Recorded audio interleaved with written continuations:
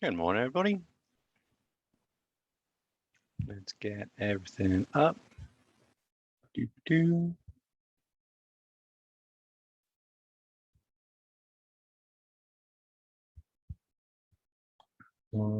don't need to read my email. Oh, yeah. There we go.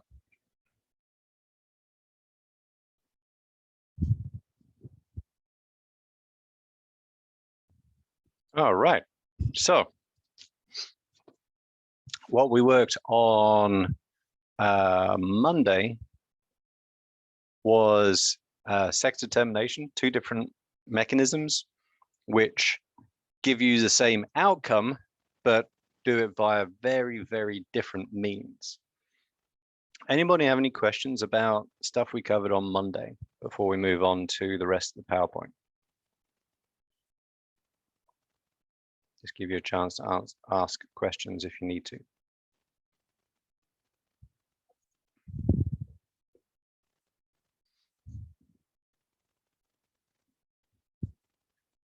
Okay, so essentially, sex linkage is or sex-linked inheritance is what I often refer to it as. It's really interesting because essentially it's an issue that arises where we're at. Oh, no, I don't have that. Oh, that's earlier on. That depends on genes that are on the X chromosome or one of the sex chromosomes, obviously, depending on what organism we're talking about. And so the issue here is that essentially, at least in humans and mammals, males are hemizygous, right? So females with two X's or XX, well, obviously you're going to be XX, otherwise you wouldn't be female, can be all of the possible combinations of genotypes. Homozygous dominant, het, or homozygous recessive, right? And as we know from what we've studied with Mendelian genetics, only the homozygous recessive equals the recessive phenotype. Right? That's pretty straightforward, right? That's the same as you would see for an autosome, right? A gene that's on an autosome. Now, males, which have one X, right? Think about that. They have one X. They have one X. They only ever have one allele. Only be what's called hemizygous, right? Essentially half zygous, if that makes sense. So whatever allele they have for that one copy of a gene on the X chromosome equals the phenotype.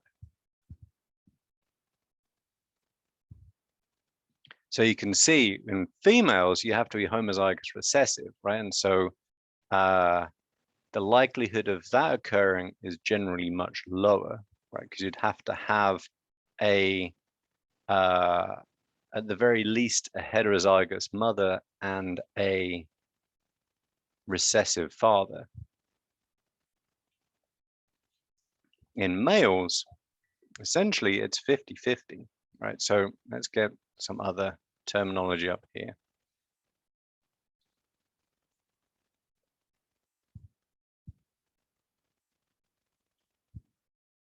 And so another term that we use is that of carrier. And so females can be carriers where they carry one allele or one recessive allele. So they're hets. But don't express the phenotype. Because obviously they have one dominant allele too, and therefore the dominant allele functions, and you don't see the recessive disease phenotype. So just to kind of get you thinking a little bit, can anybody think of there's 3 common sex-linked traits in humans, right? So there are obviously more, but can anybody think of a sex-linked trait in humans? So something that you see much more frequently in males than you would see in females. Balding, yeah, male pattern baldness. It's fairly rare in women. I mean, you do get it, but it's pretty rare. It's pretty common in males. My uncle was bald. I don't think that passed down to my side of the family though, thankfully. Color blindness, yeah, Melody, that's a really good one. That's a classic example of a male or a sex-linked trait. Right, so that's fairly common in men, but it's also very rare in women. So again, you're kind of getting a theme here, right? What's another one? Actually, it's the very first image on this PowerPoint, the Romanovs, as an example of what? Actually, until modern technology, yeah, something to do with blood. Oh yeah, inbreeding is just a terrible idea, whatever age you're in. Hemophilia, exactly, that's right.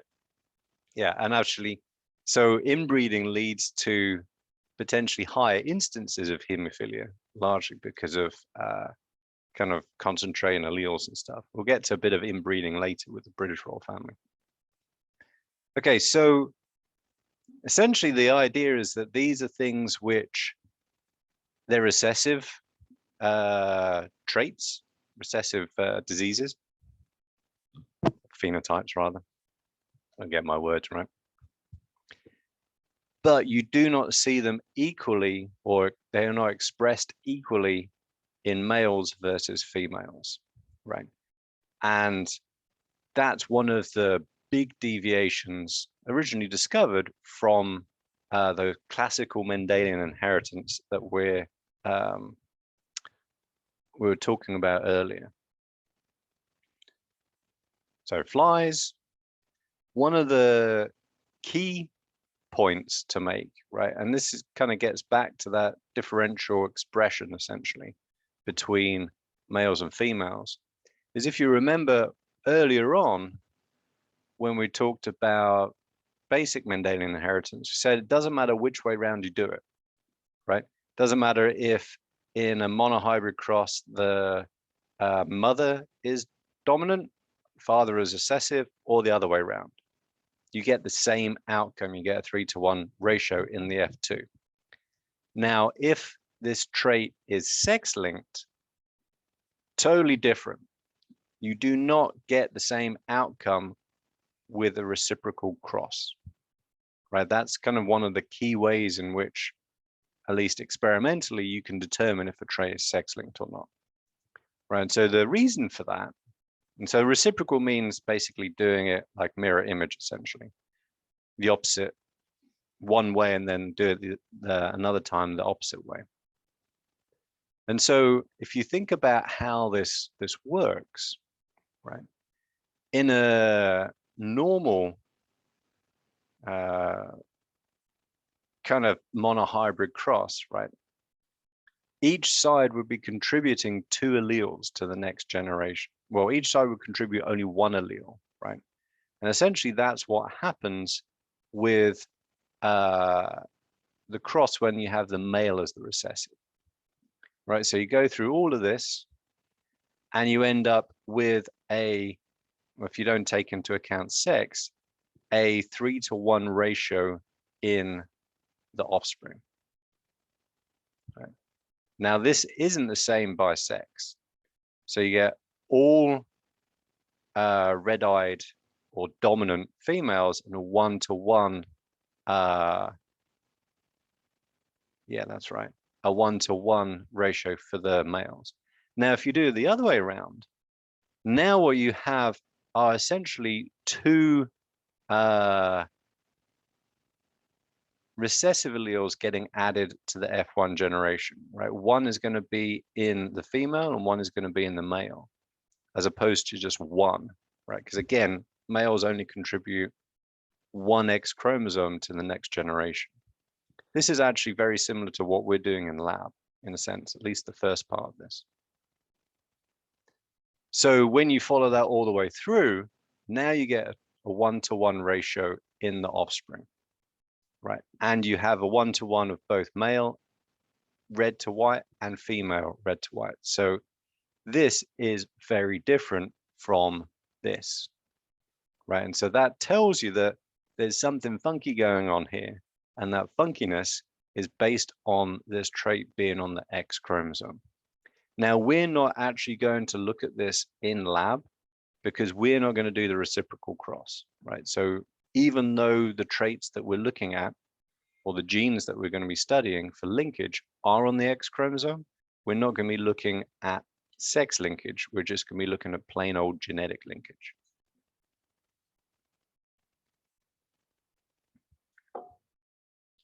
And so another way that you can pick this out, this sex-linked inheritance, is by looking at lineages. And I love looking at lineages. I just find it super fun. I don't know. Bit of a nerd, I guess, in many ways. And so this is one of my favorite. Actually, it's not my absolute favorite. Actually, let's see if I can dig that up. Go on a bit of a tangent. Oh, what is he named there? Habsburgs of Spain. Family tree. Habsburgs. There you go.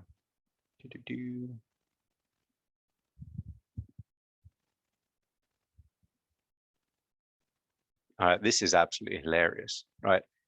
Isaiah, if you want a good example why inbreeding is bad, this is a cracking one. See if I can get that nice and big. It's Pinterest. Go away, Pinterest. Ah. Get out of it. Pinterest just bugs the monkeys out of me for some reason. Don't know why. There you go. Sporkle, whatever the hell Sporkle is. All right, so some kind of game, I guess. These two individuals, this is just terrible. It's so much fun looking at this. Generate these three, and you're already starting to see the, I think it's called prognathous, like the kind of the jutting jaw. These three individuals that produce some more people, and now they start breeding together, right? This is just, genetically speaking, dumb as a box of bricks. And the crazy thing is, and there's all kinds of uncle, niece, like marriages. This would be first cousins, another uncle, niece. Then they come back together again, and you start seeing the whole, these people, even, and get this, crown or court painters tend to be very flattering, right? Partly because they don't want to lose their job, partly because they don't want to lose their life, right? So these are very rosy pictures, essentially. And you start seeing like the chins get bigger. And then look at that prime example of inbreeding. And essentially, line died out with him. Isn't that nuts? Like there are no more Habsburgs of Spain because he was the last one and he was infertile and died when he was 25 or something like that from just being generally useless genetically. Anyway, I always love looking at that. It's just like, oh, thought that was a good idea. You know, it just doesn't, I mean, no. Yeah, just terrible. Right. And actually part of this was like kind of literally keeping it in the family. But also part because they, like it's how power was managed in Europe back in those days. You know, you just kind of, you know, literally keep it in the family. And keeping in the family basically means keeping all of these recessive alleles in the family too. And then when you get enough of them together, you get this individual. I forgot what his name was. Was it Philip? Get out of it.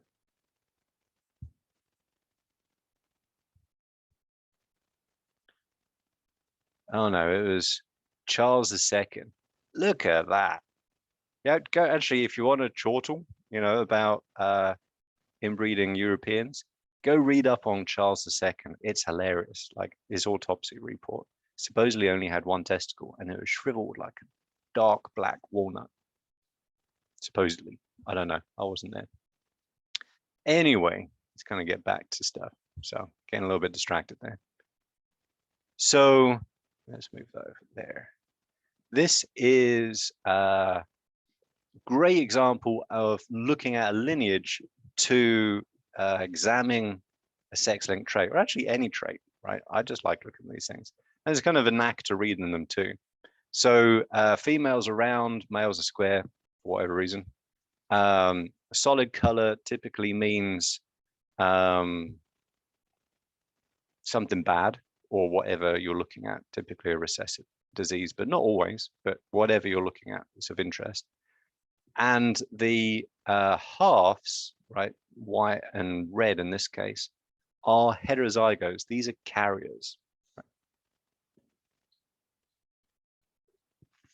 And thankfully, this particular royal family, Victoria is part of the,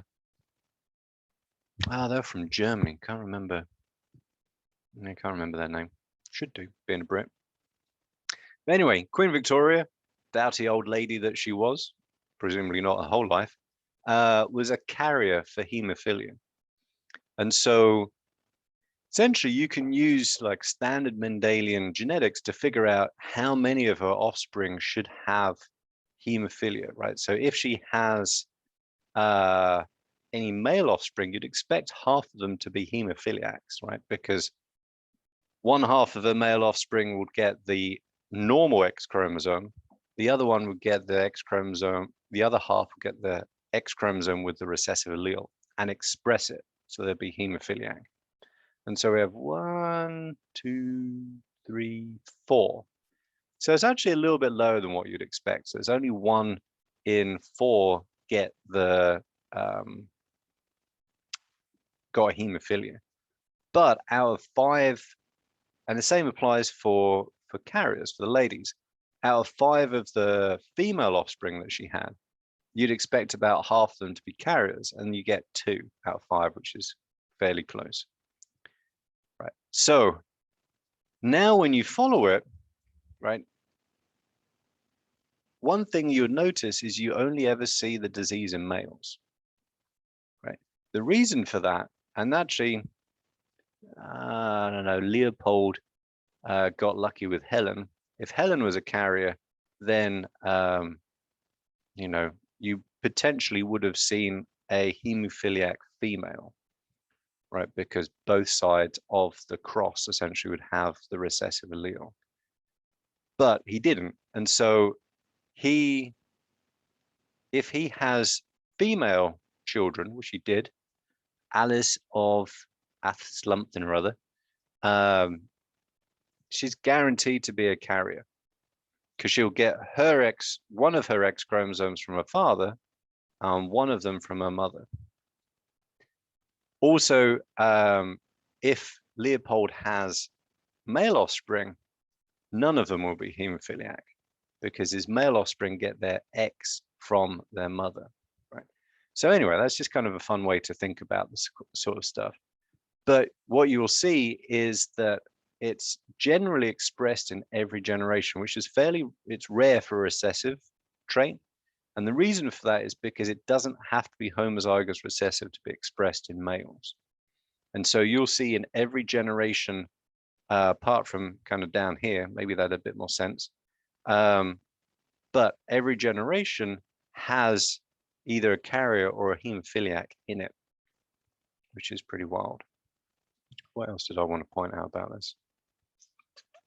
Oh yeah, another thing too is that you tend not to get offspring. Leopold's the exception, I think, out of all of those, from hemophiliac males, largely because they die before reproductive age, at least in those days.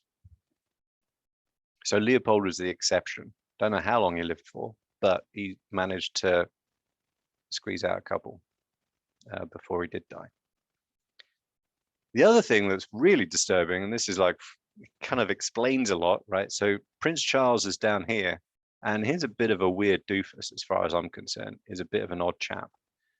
And part of the reason is if you follow his lineage, right, his parents share the same, it was a mother, grandmother, great-great-grandparents. So Queen Victoria and Albert, bless his soul, are the great-great-grandparents of both Queen Elizabeth, yay, and Prince Philip, bless his soul, right? It's not really any surprise that Prince Charles ended up the way he did, to be honest. Thankfully, the next generation have done a much better job of outbreeding, even coming to the US for, you know, some fresh alleles, essentially. So anyway, this is just a fun thing to look at. That's why I'm, you know, chatting on about it.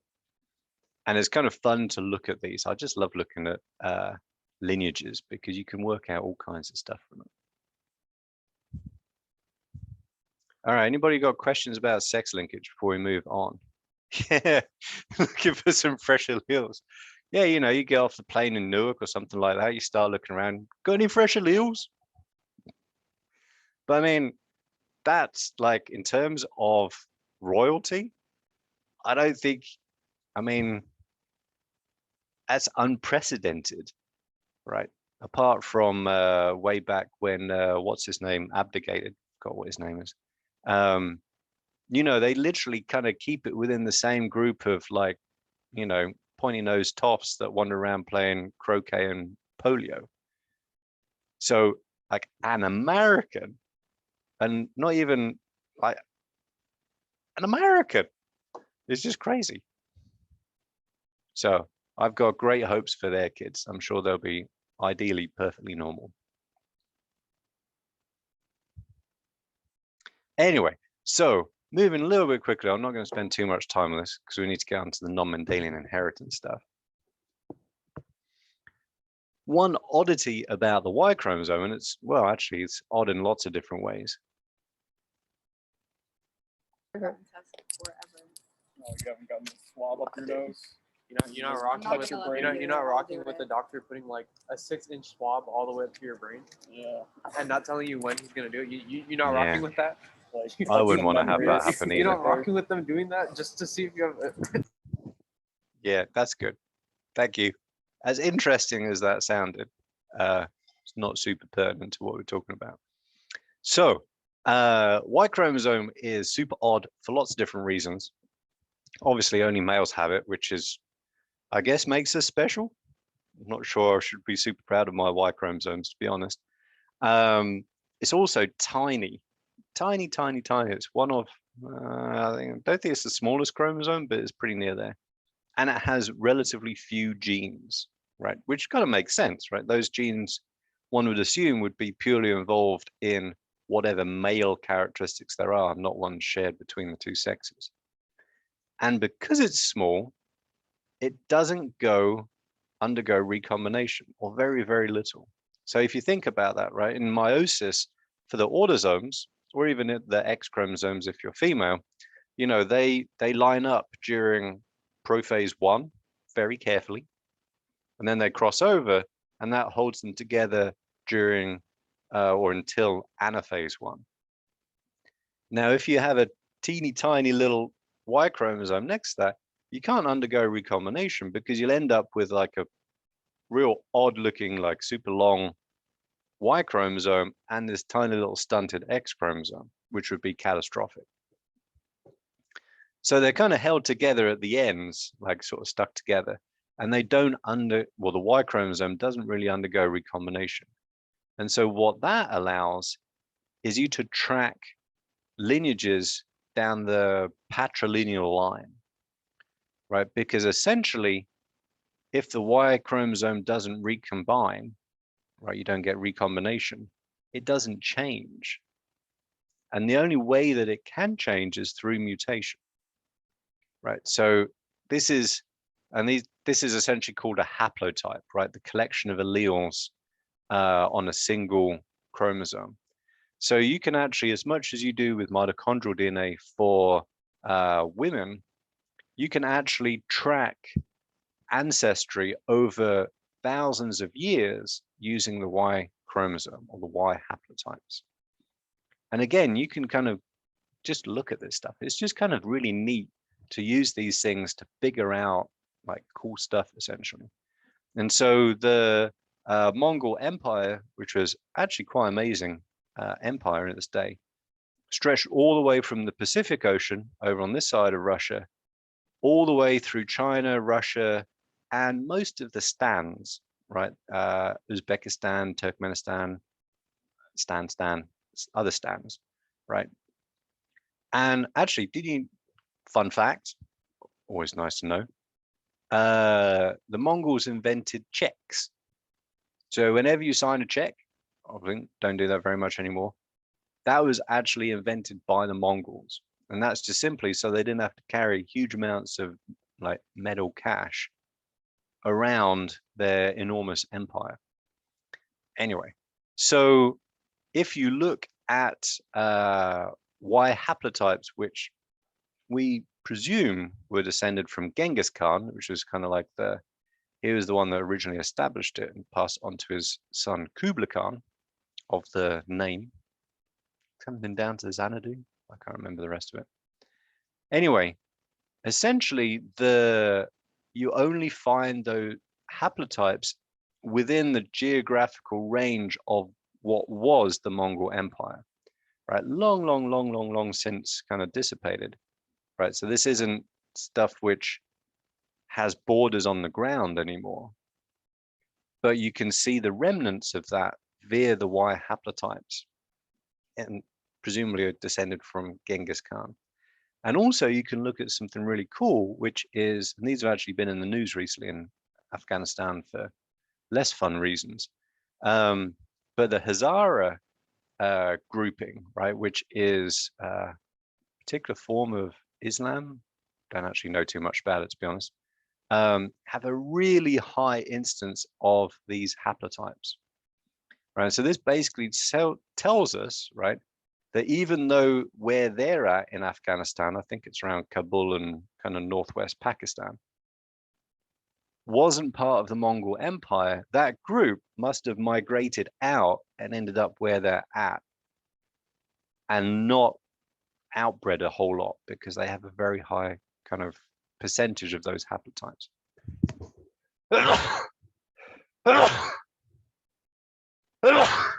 Gotcha. So that's just kind of a cool way of looking at human history as well. You know, you can do that for all kinds of other stuff, such as, you know, migration. Thank you.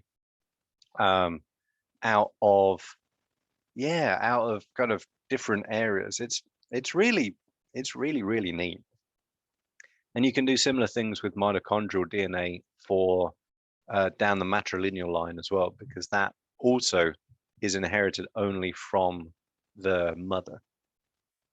Whereas obviously the Y chromosome is only ever inherited from the father. So yeah, it's just kind of cool, fun stuff. I just love talking about these sort of things because they're just super interesting. Okie dokie. So we're gonna kind of switch gears a little bit and start on kind of our continuation of non-Mendelian inheritance. And so really what we're talking about here, by and large,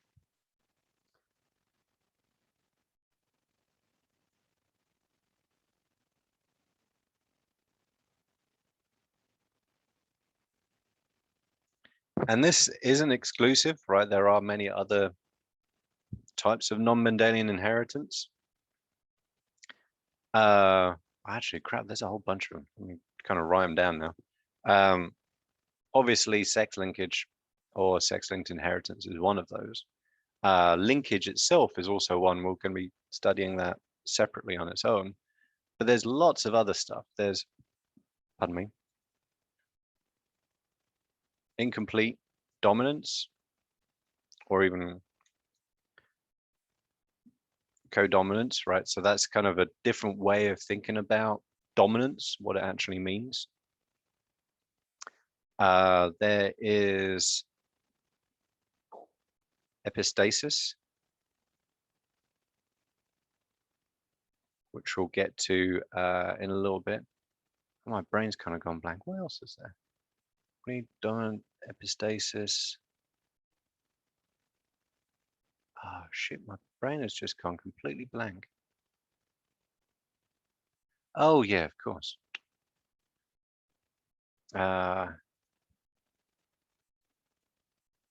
Gene by environment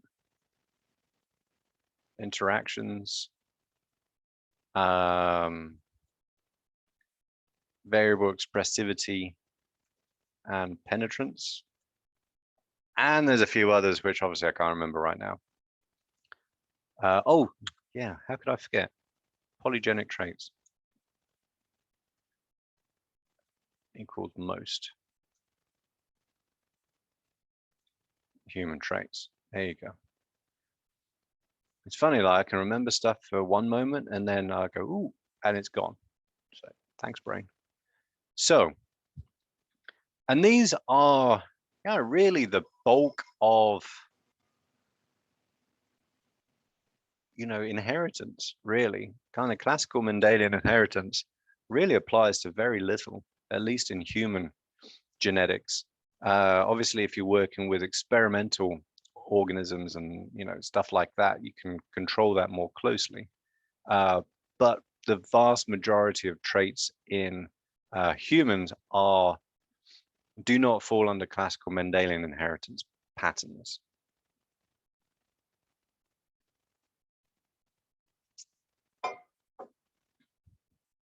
And so that's kind of summed up there. And really that comes down to, sorry, got a super itchy nose as well, I was sneezing so much. What do we mean by dominance, right? And dominance is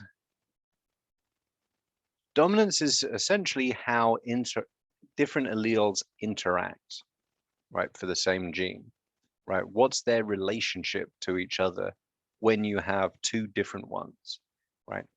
And in many ways, what we mean when we say dominant is functioning, right? So typically, but not always, the dominant allele is the functioning copy of that gene. Again, not always, right? There's always exceptions. It's like, sound like a lawyer sometimes when I'm teaching. It's like, yeah, but there's also, and so on and so forth, right? And so dominance can be looked at lots of different levels, right? You can look at dominance in terms of gross physiology, not gross as in that's disgusting, but like big physiology. What's my hair color, right? Well, and so hair color is a complex trait, right? It's polygenic, without a doubt. There are lots of different genes which kind of sum up to give you a particular hair color or not. But generally speaking, with a bit of arm waving, redheadedness. That's actually a lot easier, getting less trouble talking about that. So redheadedness, at least in some instances, is the result of non-functioning parts of the melanin production pathway. Also why redheads tend to be very pale skinned, typically, and burn easily, right? It's because, at least for some redheads, it's because they don't produce melanin properly, right? So, if you look at it at that level, it's fairly straightforward, right? Redheadedness is by and large, the recessive form or phenotype. But then when you start getting kind of down in scale, it becomes a lot more complex, right? It really just depends on the scale you're looking at. And it's not all or nothing either. And it just very much depends on the molecular mechanism that underlies that, right? And how those different things kind of interact, right? So typically, a loss of function mutation is likely to be recessive, typically, right? Now you can actually have something that's called a dominant negative mutation, which is dominant, but it's because the thing doesn't work, right? So it's complex. Similarly, a gain of function mutation, right? So this is a mutation that increases the function of a protein, is typically likely to be dominant, but depending on the context, may be recessive. So dominance is, again, depending on the scale and how you look at it, is a bit more of a malleable term than first appears. Like when we think about it in terms of Mendelian inheritance, like the classic Mendelian inheritance, where it's pretty much all or nothing. You're either around or you're wrinkled, right? There's nothing in between, at least at that scale, right? When you start fudging around with the scales, then things get a little bit more complex. And so in some cases, you can have intermediates, right, where the hybrids or the heterozygotes are intermediate to the parentals. I just want to put that in there. And so this is a consequence of what you could call additivity, right? So if you are, in some cases, dominance is all or nothing, because as long as you have one functioning version, you're good, right? You don't need two functioning copies of that gene. Only one is sufficient. But sometimes one is not enough, right? So you get some function, but you don't get full function, right? And so essentially in that case, those alleles get added together, right? So if you have one dominant allele, you have like partial function, and so you have an intermediate phenotype. If you have two alleles, you have full function, then you have the full dominant phenotype. This is what's called incomplete dominance. And to be honest, and I've spent many, many, many years, as long as I've been teaching genetics, which is a long time now, looking for other examples of incomplete dominance. And I haven't found any. Well, maybe leopard geckos, but the genetics of that is not clear enough.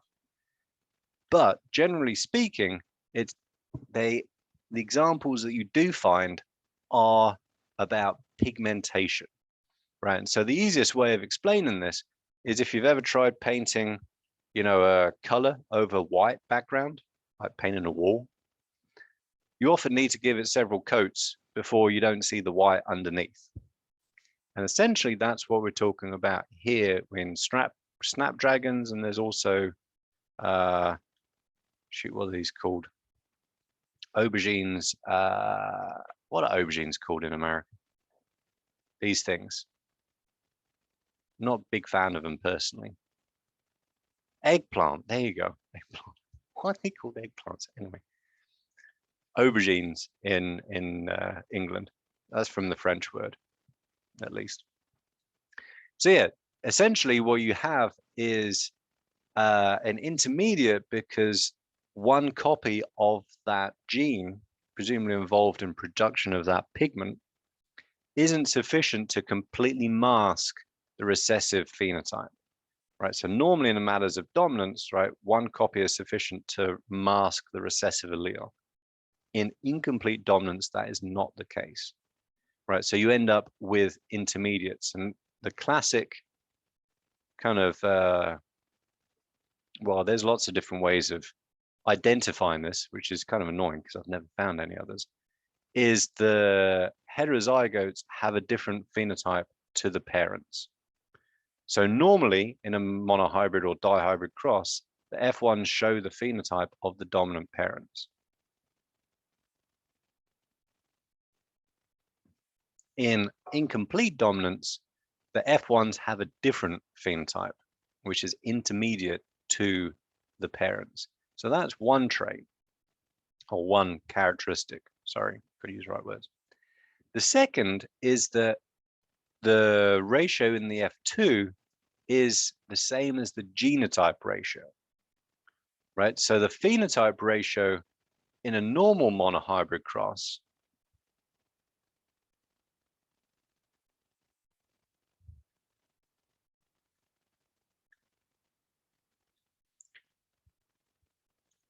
the genotype is 1 to 2 to 1. Oops. Phenotype is 3 to 1 in the F2. In incomplete dominance,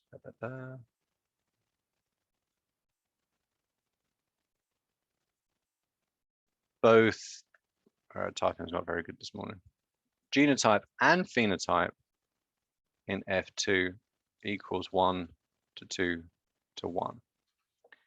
Because essentially what genotype you have now equals what phenotype you have. So each genotype has a different phenotype, which is obviously very different to kind of classic dominance recessive kind of deal. Again, another example of pigmentation. And this is why it's really hard to find these examples, right? Because pigmentation is a particularly specific kind of trait, right? I guess we could look at pigmentation in humans, I guess, but there's so many different genes involved in that kind of teasing out what's going on would be next to impossible.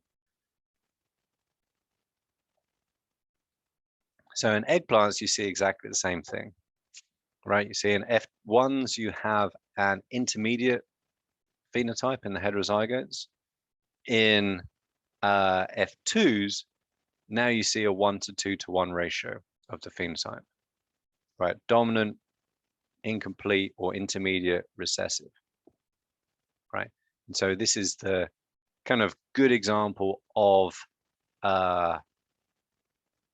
additivity, right? How you add these together. Now I'm going to give you an example of codominance, right? Which we don't have in the PowerPoint. I should actually get off my ass and include it in there because I use it every semester. Ooh. Oh. Sorry, achy legs. It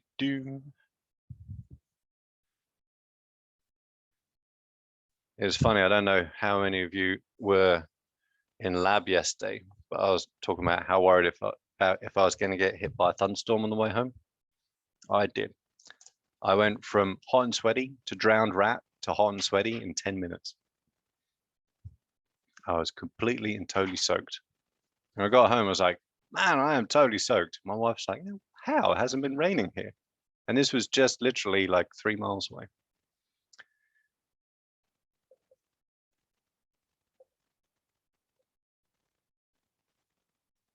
So I love talking about this because this is such a cool and funky thing to talk about. And it's also a very relatable one, right? Because everybody has a blood type. I'm B positive, for example. So if you ever see me kind of lying in a crumpled heap and I need a blood transfusion, that's my blood type. Actually, I used to have that as a sticker on my mountain bike for that very reason. So codominance is kind of even weirder in a sense, because essentially you can express more than one allele at the same time. So incomplete dominance still fits with that kind of, how can I explain it? So in incomplete dominance, the recessive allele isn't kind of really being expressed, it's just not being completely masked. In codominance, each allele has the same kind of prominence or impact, right? It has the same value in terms of the phenotype that you see, right? And so this is very weird, right? This is completely different from all other kind of ways of thinking about dominance, right? It'd be like if you think of a heterozygote would be both dominant and recessive at the same time, which is like, that doesn't make no sense. So, and again, in terms of, there are other ways of looking at codominance, but this is the best example that I've ever found. And so you all know that you have blood type. Oh, actually, Stephanie, that's actually a really, really cool example. That comes up every so often. So that's not incomplete dominance, that's mosaicism. And so essentially it's a mosaic of genotype. And what is typically in plants, at least, and I'm not much of an expert, my mum was. So it's not codominance either. What it is that particular groups of cells have, or in their offspring, their descendants, I guess is probably the best word, have that gene knocked out. And so you see it a lot in plants, also like variegated flowers, you know, the ones that have the really pretty patterns of like purple and white and stuff like that. Essentially what it is, and it's quite often something called a transposon, which is a mobile genetic element that just kind of moves around, called jumping genes. We'll cover them later. And if that hops into one of the pigment producing genes, essentially, then in that cell and its descendants, you don't get pigment. But in cells right next to it, where that hasn't happened, you do get pigment. And so that's how you get those variegated strains. And depending on how mobile that transposon is, kind of depends on the patterns you see and how stable that trait is. So that's a cool question, but that's actually a very different phenomenon. Yeah. And actually that's how transposons was discovered by a lady called Barbara McClintock, won a Nobel Prize for it. She was looking at maize or corn or whatever pigmentation. Right, we're not going to get through all of this, so we'll finish this off on Monday. And actually it'll be fun if you don't know your blood type, you know, ask your parents or whoever, see if you can find it out, because you'll be able to actually figure out in part what your parents are from this too. It's just a fun exercise. So essentially,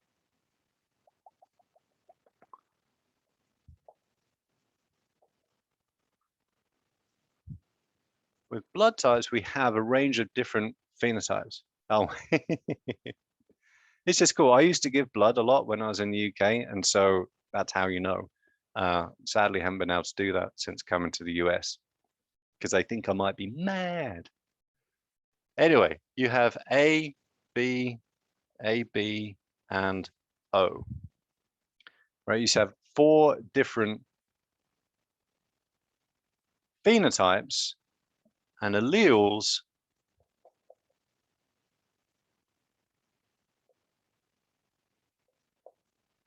I forgot how to spell allele. Isn't that embarrassing?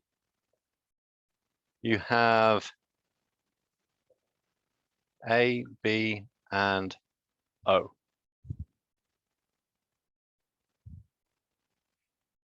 So how do we get from this to this? That's what we'll be covering in class on Friday. And so this is what's called a universal donor, right? So always handy to have a O type person around, just in case you need to get a blood transfusion. And this is called a universal acceptor, recipient, right? So these individuals can have blood from anybody. They are totally unparticular about it. Obviously, someone that doesn't have some nasty disease, but they can have any kind of blood type. And we'll get into what lies kind of in between on Friday. It's just fun to talk about. All right, that's enough for me for today. unless I have you for lab, I shall see you Friday. That was fun. Have fun, everybody. And see you all soon.